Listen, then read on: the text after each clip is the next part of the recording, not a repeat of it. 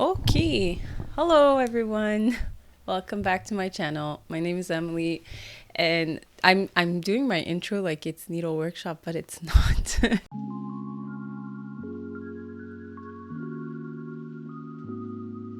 Hi everyone. So welcome back. Today I'd like to show you kind of like an overview of my.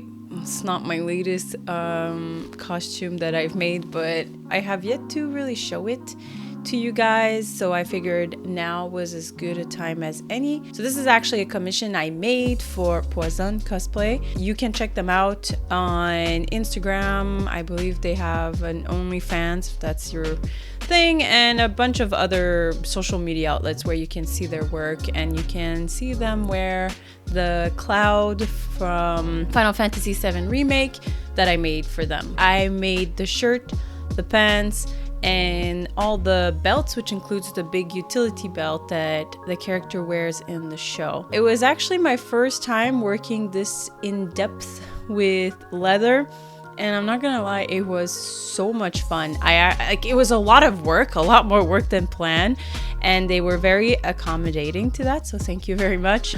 But it was so much fun. Like, I learned a lot, and I'm not gonna lie, I want to do so much more leather stuff. So yeah, I think that's something you can possibly look forward in the future. I think there's something I want to make soon for Halloween, so that's something to look forward to. In the meantime, we can take a look at the cosplay I made and kind of go over the pieces one by one. Yeah, so let's get started. So first things first, I should address the elephant in the room. I'm really sorry about the creepy picture that I completely forgot to remove. It's actually a painting my friend made for me of the ugliest photo that's ever taken of me. And it just kind of became a meme, and I completely forgot. So I don't know, should I blur it? I don't know if I should blur it or just leave it as is. I think I'll just leave it as is. Also, I'm pinning most of the pieces to my mannequin because the mannequin is actually a bit bigger than the cosplayer, and I didn't want to stretch out any of the items before they'd even had time to wear it. So the shirt is nothing like super crazy. It's just a ribbed turtleneck, so it was very, very easy to make. I was able to make the mock-up and just send it to them, and then we got on a call and they tried it on, and I could tell where it was a bit too big or too long or too short. Very, very straightforward stuff. So yeah, that's the first piece, just simple turtleneck. It's very similar to the one that we made at Needle Workshop, and we have a pattern for it, except it has the frontal opening.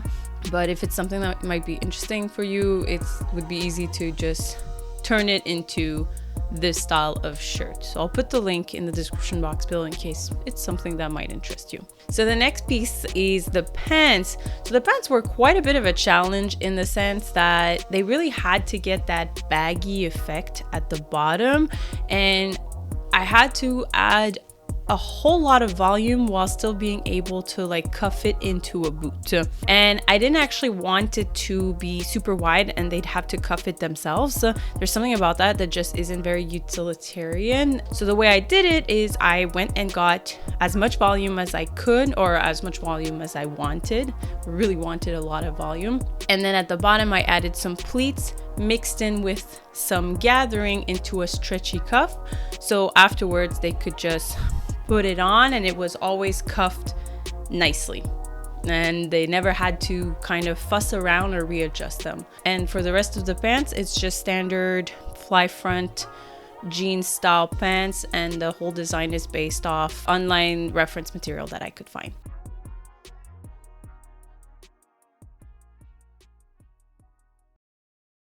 Oh, I didn't mention, but I just got back from a shoot. That's why I have the crazy like makeup. I did a Catra from Shira, and I made her like 2.5 years ago, early pandemic, and now I'm finally wearing it out and photographing it for the first time. So that was kind of nice. But that's why, if you're wondering why the crazy eyes, I just didn't remove it because I just thought they were kind of fun. Now I kind of want to go out and just like show them off because I think they're really, really cool, but I don't have any plans, which is unfortunate.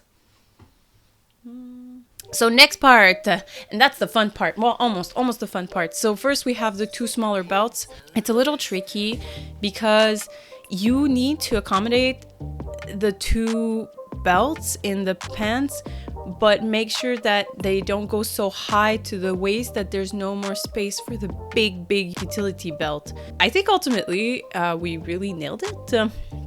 So I'm really happy. And the belts are just made with leather, that like leather straps, and then I kind of cut the ends and burnish the sides.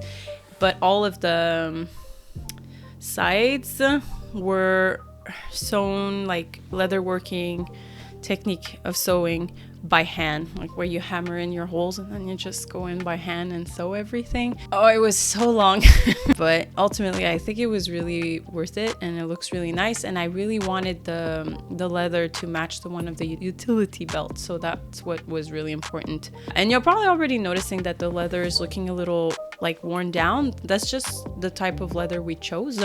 It's something like I bought it on OA leather, and it's a leather that already had like this kind of weathered finish, which is the look we were going for. So yeah, so that's the way we opted for this kind of leather. And moving on to the utility belt, like I said, same leather, but a lot more intricate work here. I really love the belt. So essentially I worked everything by hand, and I really had to kind of play around and work with the material for the first time, and it was quite intimidating, especially for this weird design in the front. But after doing a lot of tests and working around with like a lot of leather pressing tools, I think I managed to get something that was really nice. And I tried to mix in pressing techniques with sewing areas together to make it look more visually interesting. And I'm really happy with how like the strap part came together. Like it snaps together at the front in a way that I think is, well, convenient, but it also snaps together at the back. So it feels like something that is utilitarian. Well, I don't know what it's supposed to be for, you know, it's just like a big belt, but it feels right. I think ultimately I really nailed the look. I'm very happy with it. They were very happy with it. And ultimately I care that the customer is happy with the results.